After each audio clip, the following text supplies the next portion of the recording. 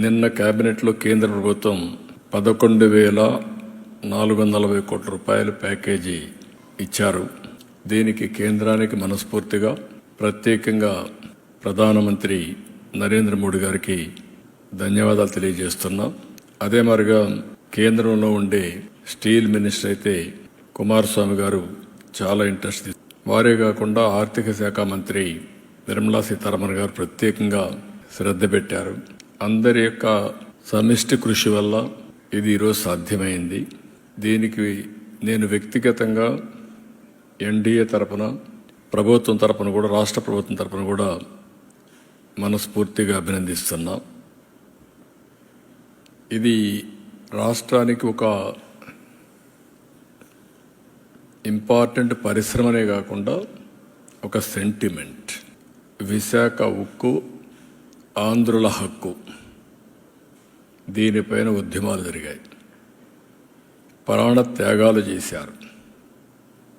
ఒక్క విశాఖపట్నంలో ఉండే నగరవాసులే కాకుండా సమైక్య ఆంధ్రప్రదేశ్ మొత్తం ఆందోళన చేసి ఆ రోజు తెలుగు జాతి సాధించుకున్నటువంటి ఉక్కు ఫ్యాక్టరీ ఇది. అందుకని ఎప్పుడు కూడా ఈ ఉక్కు ఫ్యాక్టరీని కాపాడుకోవాలని అన్ని విధాల ప్రయత్నం చేస్తూ వస్తున్నాం. 1996లో ఇదే మాదిరిగా ఇండస్ట్రీ సిక్ అయింది. ఆ రోజు నేను ముఖ్యమంత్రిగా ప్రధానమంత్రి వాజ్పేయి గారితో మాట్లాడి 1,650 కోట్ల రూపాయలు ఆ రోజు ఈక్విటీ ఇచ్చి మిగిలినంత లోన్ కూడా తీసుకుని ఎక్స్పాన్షన్ కానీ అదే మరి దాన్ని స్ట్రీమ్ లైన్ చేశాం. అక్కడి నుంచి అంటే ఎప్పుడు ఈ యొక్క స్టీల్ ప్లాంట్కి ఇబ్బంది వచ్చినా ఆదుకునింది ఎన్డీఏ ప్రభుత్వం. ఆ రోజు ఇక్కడుంది ముఖ్యంగా తెలుగుదేశం ప్రభుత్వం, ఇప్పుడు ఎన్డీఏ ప్రభుత్వం. మళ్ళీ ఇలాంటి అనేక సమయాల్లో ముందుకు వచ్చి ఇవన్నీ చేశాం. గడిచిన 5 సంవత్సరాల్లో పూర్తిగా నిర్లక్ష్యం చేశారు. దానివల్ల కూడా చాలా ఇబ్బంది వచ్చింది. ఎన్నికల సమయంలో హామీ ఇచ్చాం. అదే సమయంలో ఈ స్టీల్ ప్లాంట్ని కాపాడుతామని చాలా స్పష్టంగా చెప్పి నేను ముఖ్యమంత్రి అయిన వెంటనే దీని మీద శ్రద్ధ పెట్టాం. అనేక మీటింగ్లు పెట్టాం. ఆ రోజు మీటింగ్లో ఎంపీగా ఉండే భారత్ గారు కూడా అక్కడికి రావడం, అక్కడ ఆయన కూడా రిప్రజెంట్ చేయడం.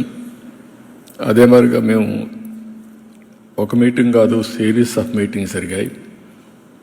ఒకరోజైతే రాత్రి 12:30 గంటలకు మీటింగ్ పెట్టాం. ఆ రోజు నిర్మలా సీతారామన్ గారు చాలా బిజీగా ఉండడం, మహారాష్ట్ర నుంచి లేట్ నైట్ రావడం. ఆ లేట్ నైట్ వస్తే కాదు మళ్ళీ నేను వెళ్ళాలి కాబట్టి ఆ రాత్రి అర్ధరాత్రి కూర్చొని సమీక్ష చేశాం. ఏదేమైనా ఒక పట్టుదలతో పనిచేశాం, చిత్తశుద్ధితో ముందుకు పోయాం. 7 నెలలు దీనికి చేసిన ప్రయత్నాలు ఈరోజు ఫలించాయి. ప్రధానమంత్రి గారు దీనిపైన సానుకూలంగా స్పందించారు. ఒక మాటలో చెప్పాలంటే ఇది అసాధ్యం అనుకున్నది సాధ్యం అయ్యే పరిస్థితికి వచ్చింది. ఇది విశాఖపట్నం ప్రజల అభీష్టం, కార్మికుల యొక్క శ్రమ.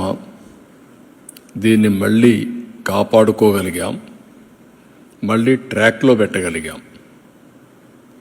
ఈరోజు 11,440 కోట్ల రూపాయలు ఈ ఇండస్ట్రీని రివైవ్ చేయడానికి ఇవ్వడం అనేది అరుదైన అనుభవం. ఈ విషయం ప్రతి ఒక్కరూ గుర్తుపెట్టుకోవాల్సిన అవసరం ఉంది.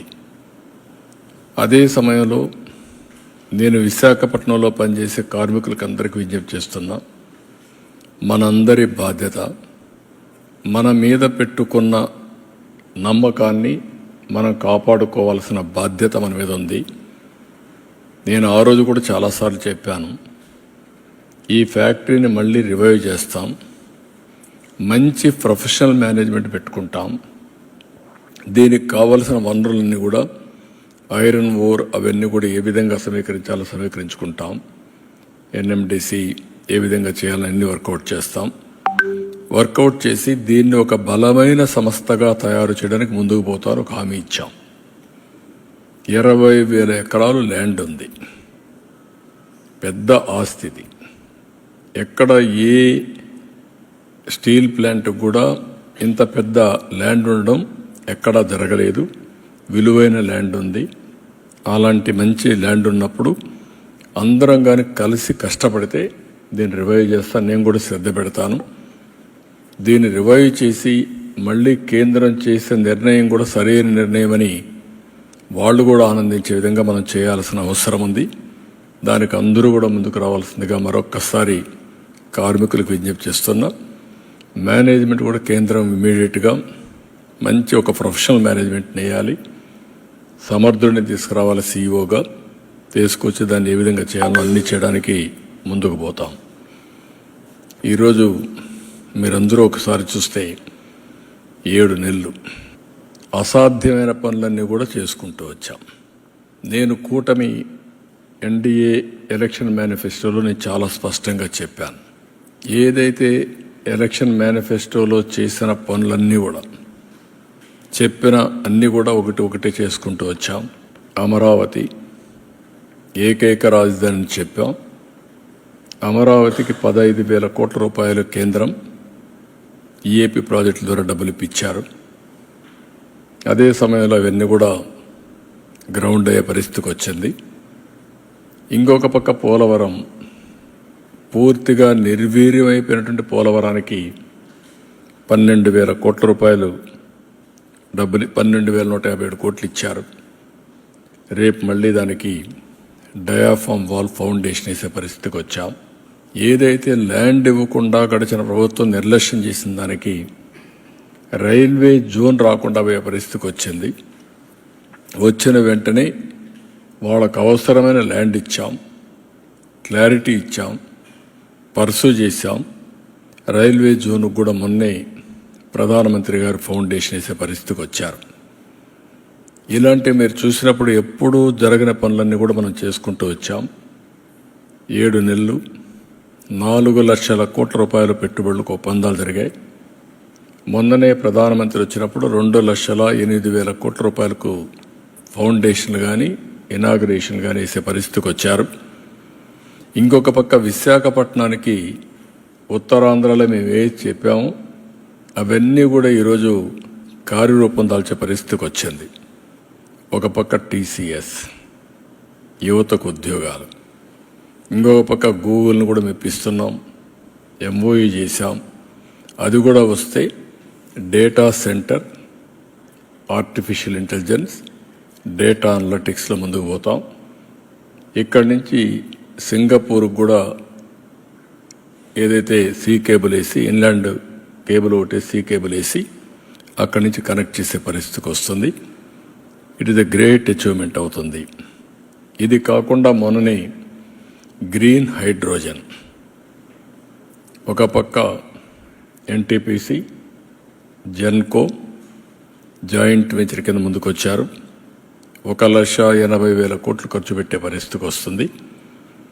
ఇది కాకుండా ఇంకొక పక్కన మీరు చూస్తే ఏదైతే నిన్న మొన్న గట్టిగా చెప్పి ఇది చేశాం ఆర్సీఆర్ మిత్తల్, అల్టిమేట్గా ఈ ప్రాజెక్టు 14 మిలియన్ యూనిట్లు, 14 million metric tons steel plant ఇది. దీనికి కావలసిన ఐరన్ ఓర్ అయితే గవర్నమెంట్ ఆఫ్ ఇండియాను ఒప్పించాం. ఫేజ్ 1లో 7 మిలియన్ మెట్రిక్ టన్నుల ఐరన్ ఓర్ ఇవ్వడానికి ఒప్పుకున్నారు. అది కూడా పిట్ హెడ్ దగ్గర పైపులు వేసి స్లర్రీ రూపేణ తీసుకొస్తున్నారు. ఇది నక్కపల్లి దగ్గర తొందరలోనే ప్రారంభం అవుతుంది. ఈరోజు రేపు ఎంఓయూ చేస్తున్నాం. ఆ ఎంఓయూ అవుతానే పని కూడా ప్రారంభిస్తారు. ఒక స్టీల్ సిటీ వస్తుంది. ఒక పక్క గూగుల్ మొత్తంగా డేటా సెంటర్ రావడం, ఇంకొక పక్కన మీరు చూస్తే ఆర్సీఆర్ మిత్తల్ ఈ ప్రాజెక్ట్ వస్తే విశాఖపట్నం, అనకాపల్లి మొత్తం కలిసిపోయే పరిస్థితి వస్తుంది. One of the best project ఇది కూడా రాబోతుంది. ఇవి కాకుండా ఇంకొక పక్కన మీరు చూస్తే ఓర్వకల్లో 2,786 కోట్లతో ఇండస్ట్రియల్ స్మార్ట్ సిటీకి ముందుకు పోయాం. కొప్పర్తిలో ఇండస్ట్రియల్ స్మార్ట్ సిటీకి 2,137 కోట్లు అక్కడ కూడా మొన్నే శాంక్షన్ అయింది. ఇంకో పక్క నక్కపల్లిలో ఈ స్టీల్ సిటీయే కాకుండా 14,000 కోట్ల పెట్టుబడులతో ఒక ఫార్మా సిటీ వస్తుంది, బల్క్ డ్రగ్ పార్క్ వస్తుంది. దీనివల్ల ఒక 70,000 మందికి ఉద్యోగాలు వచ్చే పరిస్థితికి వస్తాయి. ఇలాంటివన్నీ కూడా మీరు ఒకసారి చూసినప్పుడు ఇంకొక పక్కన మీరు చూస్తే ఒక 55,000 కోట్ల రూపాయలతో నేషనల్ హైవేస్ అన్నీ కూడా రాబోయే 2-3 సంవత్సరాల్లో పూర్తి చేస్తున్నాం. ఇది కాకుండా ఔటర్ రింగ్ రోడ్డు ఉంది, అది కూడా వస్తే నేను వారిని కోరింది ఏంటంటే 8 లేన్ రోడ్డుకే శాంక్షన్ చేయమన్నాం. అట్లా కాకుండా ఇప్పుడు మనం ఏదైతే ల్యాండ్ ఎక్విజిషన్ చేస్తున్నా ఒకటేసారి చేయాలని ఇప్పుడు గట్టిగా చెప్పాను. అది వస్తే అది కూడా అవుతుంది. ఇది కాకుండా ఇంకొక పక్కన మీరు చూస్తే అనేక టూరిజం ప్రాజెక్ట్స్ కూడా సూర్యలంక, శ్రీశైలం, రాజమహేంద్రవరం, సంగమేశ్వరాలయం ఇక్కడంతా కూడా 400 కోట్లతో ఒక టూరిజం కారిడార్ కూడా ఒప్పుకొని ముందుకు పోతున్నారు. ఇవన్నీ చూసినప్పుడు నేను మొన్న అందుకే మీటింగ్లో చెప్పాను, డబుల్ ఇంజన్ సర్కార్, డబుల్ ఇంజన్ గ్రోత్. ఎగ్జాక్ట్గా అదే జరుగుతూ ఉంది. ఇప్పుడు ఈ ఇయర్ జిఎస్టిపి గ్రోత్ రేట్ కూడా నిన్నే అనౌన్స్ చేశాను. 12.94%, 12.94%. ఇది 15% పైన తీసుకెళ్లాలని.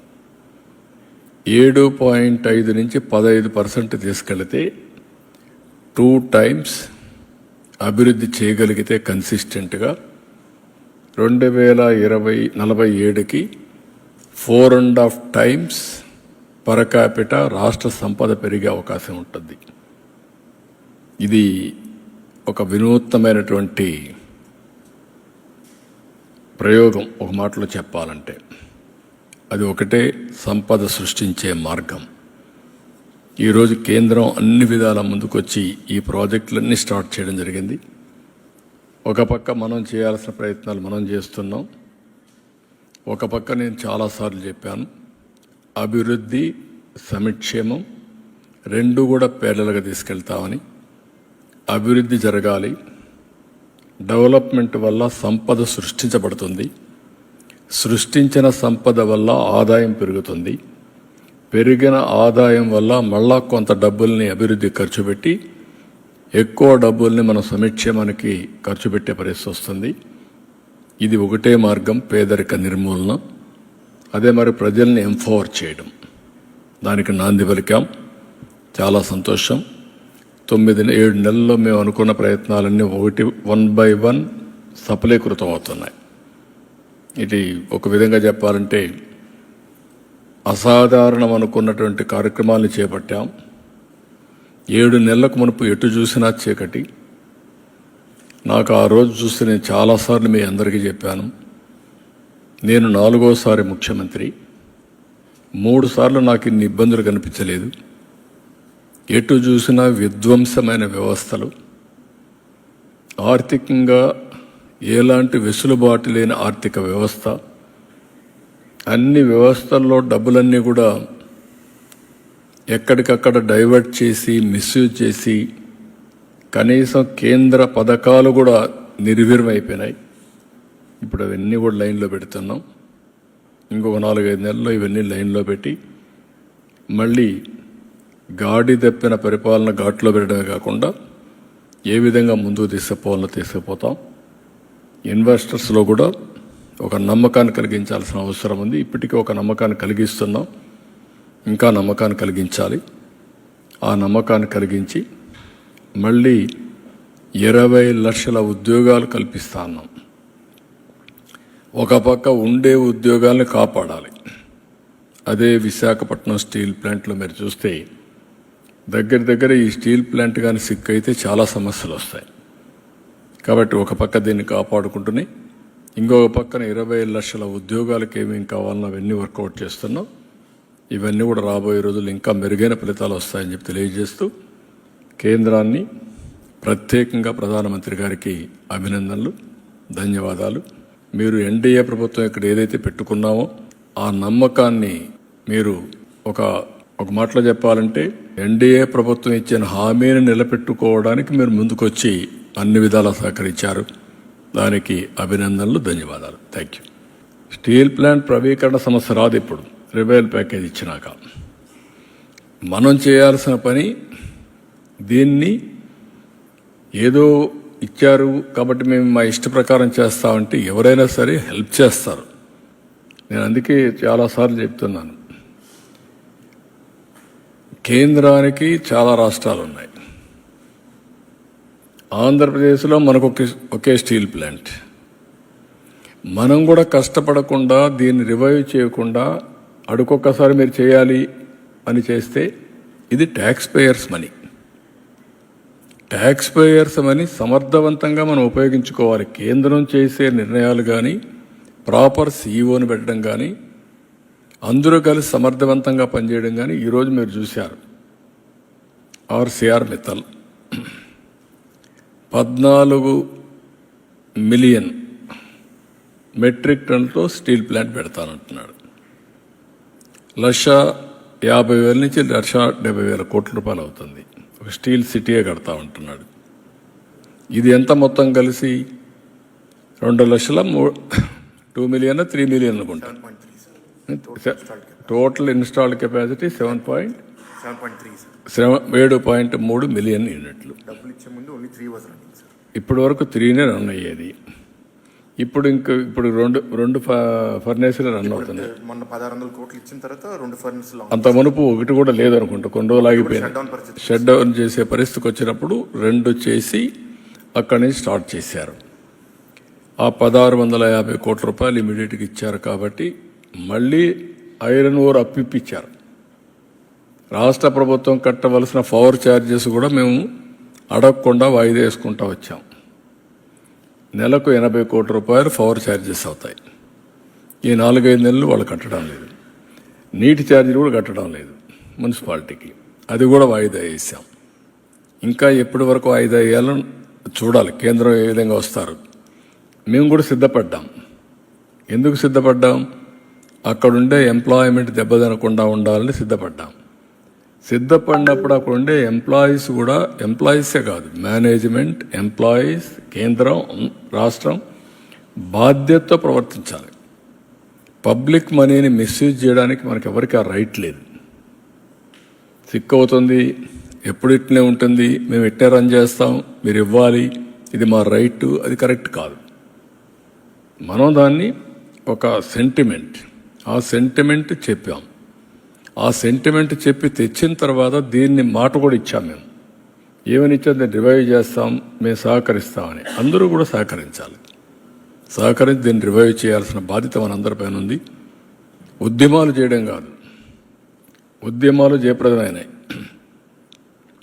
ఇప్పుడు మనం అనుకుని సాధించాం. సాధించిన తర్వాత ఉద్యమ స్ఫూర్తితో పనిచేయాలి ప్రతి ఒక్కరు కూడా. ఒక్క ఎంప్లాయీస్ పనిచేస్తేనే సాధ్యం కాదు. మేనేజ్మెంట్ సరిగా లేదనుకోండి, ఉద్యోగస్తులు పనిచేసే లాభం ఏంటి? మిస్మేనేజ్మెంట్ ఉంటే. కాబట్టి ఇక్కడ పెట్టాల్సింది సమర్థవంతమైన మేనేజ్మెంట్ తీసుకురావాలి, నిర్వహణ సమర్థవంతంగా చేయాలి. దేశంలో ఇదేం కొత్త కాదు. 300 మిలియన్ మెట్రిక్ టన్నులు స్టీల్ ప్లాంట్స్ రావాలని చెప్పి ప్రధానమంత్రి గారు కోరుకుంటున్నారు. అలాంటప్పుడు ఇది 7.3, ఇది పక్కనే మనకు ఒక 14 మిలియన్ మెట్రిక్ టన్నులు స్టీల్ ప్లాంట్ వచ్చే పరిస్థితి వస్తుంది. ఇవన్నీ వచ్చినప్పుడు మీలో కూడా ఆ స్పిరిట్ రావాలి, ఆ స్ఫూర్తి రావాలి. That is where they have to work it out. All of us has to work as a team. అది టీమ్గా వర్క్ చేసి సాధిస్తాం.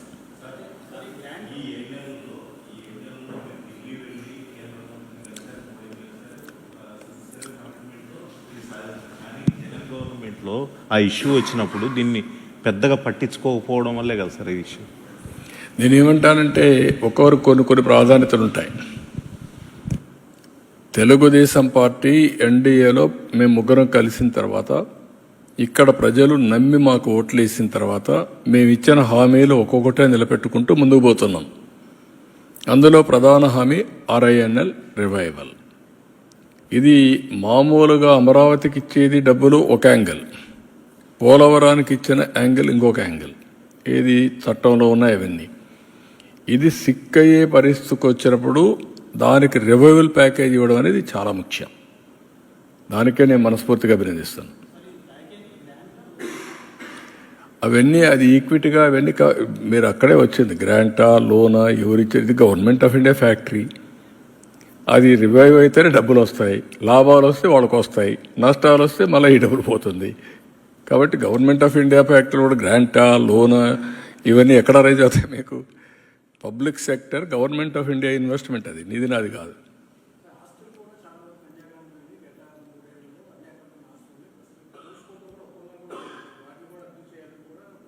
ఏది కొరియన్ స్టీల్ కంపెనీ గురించి గతంలో న్యూస్ వచ్చింది. ఇప్పుడు అవన్నీ అయిపోయినాయి కదా. ఇప్పుడు ఈ ప్యాకేజ్ ఇచ్చినాక అవన్నీ ఏమున్నాయి? ఇంకా మనం అన్నిటికీ ఫార్మాలిటీస్కి పోయి లేనిపోయిన ప్రాబ్లమ్స్ తెచ్చుకోవడం కంటే ఇచ్చిన అవకాశాన్ని సద్వినియోగం చేసి నేర్చుకోవాలి. పాజిటివ్ థింకింగ్ నేర్చుకోవాలి. రేపు అందుకే స్వచ్ఛ భారత్ పెట్టా మీ అందరికీ పెట్టింది. ముందు మైండ్ మార్చుకోమంటున్నా. మీ స్వచ్ఛత మైండ్లో నుంచి ప్రారంభం కావాలి. తర్వాత మీ బాడీలో నుంచి ప్రారంభం కావాలి. మీ ఇంట్లో నుంచి ప్రారంభం కావాలి. మీ పరిసరాల్లో చేయాలి. తర్వాత మీరు పనిచేసే ప్లేస్లో స్టార్ట్ కావాలి. అప్పుడే స్వచ్ఛత వస్తుంది. మన ఆలోచన బుర్రగానే చెడిపోయింది అనుకో, ఎంత చూపైన రంధ్రాలు ఎట్ట పెట్టాలని ఆలోచిస్తే రంధ్రాలే కనపడుస్తాయి. అది మానేయండి. ఇంకా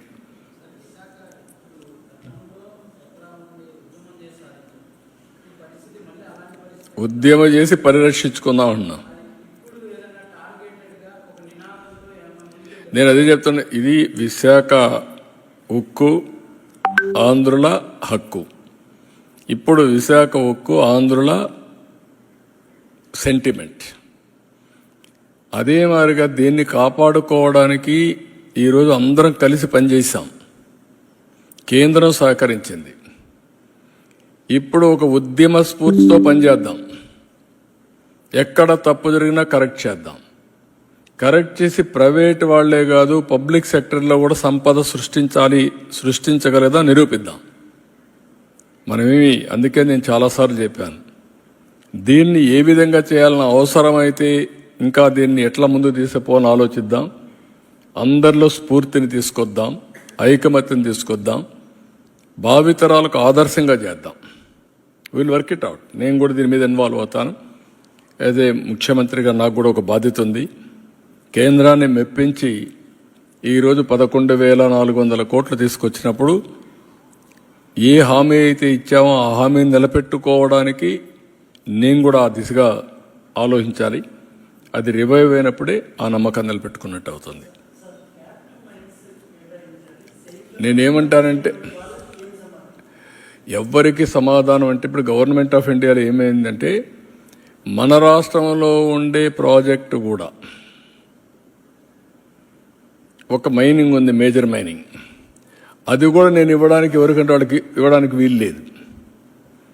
అది కూడా పబ్లిక్ ఆక్షన్లోనే పార్టిసిపేట్ చేసి వేయాలి. దానికి కారణం ఏంటి? ఇంతవరకు మీరంతా కూడా ఎక్కడికక్కడ లాలూచీపడి అమ్మేస్తున్నారు.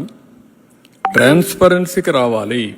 ఆ ట్రాన్స్పరెన్సీ రావాలంటే ఓపెన్ ఆక్షన్ వేస్తేనే ఎవరు కావాలంటే వాళ్ళు పాడుకోవచ్చు. ఇప్పుడు ఆ ఓపెన్ ఆక్షన్లో ఎవరు పాడుతున్నాం?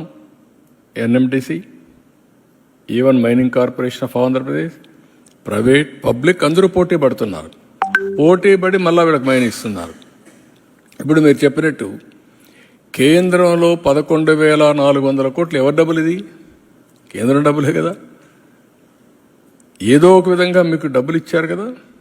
దానికి దీనికి సంబంధం ఏంటి?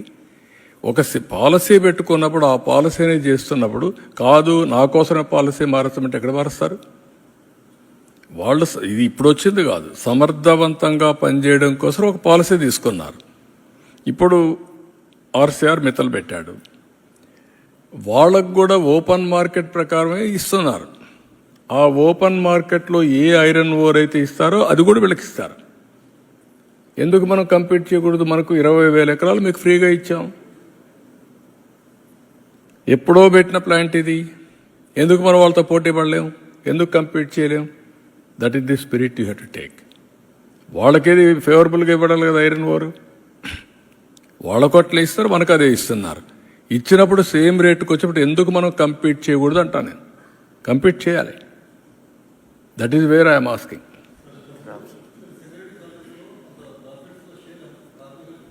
ఇది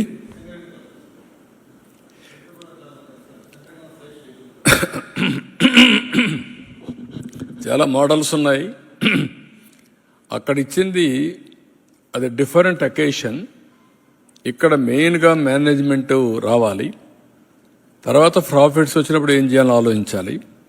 అక్కడ నేను చేసింది అప్పట్లో దగ్గర దగ్గర 25 years బ్యాక్ అనుకోండి, 20 years back, 25 years almost all 95-2000 మధ్యలో చేశాను. ఆల్మోస్ట్ ఆల్ క్లోజ్ అయిన ఫ్యాక్ట్ ఇది సింగరేణి కాలరీస్. 1,00,000 మంది ఉద్యోగస్తులు, 1,00,000 మంది ఉద్యోగస్తులు, యూనిట్ క్లోజ్ అయిపోయింది. ఇంకెవ్వరు రివైవ్ చేయారంటే ఐ సెడ్ నో. నేను అప్పుడు ఇవన్నీ ఎగ్జామిన్ చేసి దెన్ నేను ఒక పాలసీ ఇచ్చాను. వాళ్ళకి జీతాలు ఇచ్చేది ఇస్తాం, ప్రాఫిట్లో 25% 33% కార్మికులకు డబ్బులు మళ్ళా తిరిగి ఇస్తామని చెప్పి పెట్టాను.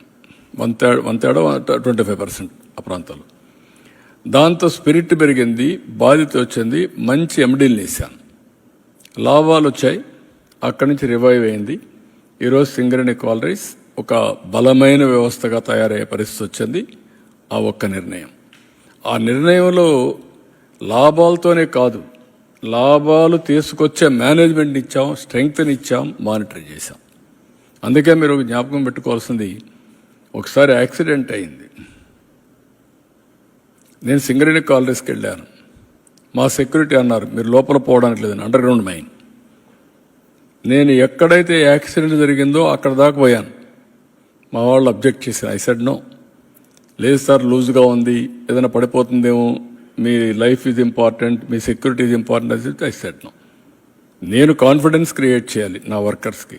వెళ్తానని చెప్పి వెళ్ళి చూసి బయట వచ్చిన తర్వాత ఫస్ట్ టైం ప్యాకేజ్ ఇచ్చాను. అంతవరకు ఎవ్వరు ఇవ్వాలి. అప్పట్లోనే 25 lakhs ఇచ్చాను. That is how we revived. కాబట్టి ఇవన్నీ కూడా ఒక నమ్మకాన్ని కల్పించే అడ్మినిస్ట్రేషన్ కార్మికుల్లో కానీ అందరిలో ఇచ్చాం. అదే మరి దీనికి కూడా ఇంకా ఇన్నోవేటివ్ పాలసీస్ ఉంటే will work it out all policies చేసి ఫైనల్గా యా అన్ని ఆల్మోస్ట్ ఆల్ మీరు చూస్తే అన్ని నిర్ణయాలు కూడా ఈ 6-7 నెలల్లో నిరాశ నిస్పృహల మధ్యలో కొట్టుకుంటున్నట్టు మనకి ఒక ఆశాజనకంగా కొన్ని నిర్ణయాలు వచ్చాయి. ఇది విశాఖపట్నం రైల్వే జోన్ అన్నీ కూడా ఇంకా రాబోయే రోజులు కూడా ఇంకా సాధించాల్సి చాలా ఉంది. Will work it out. Thank you.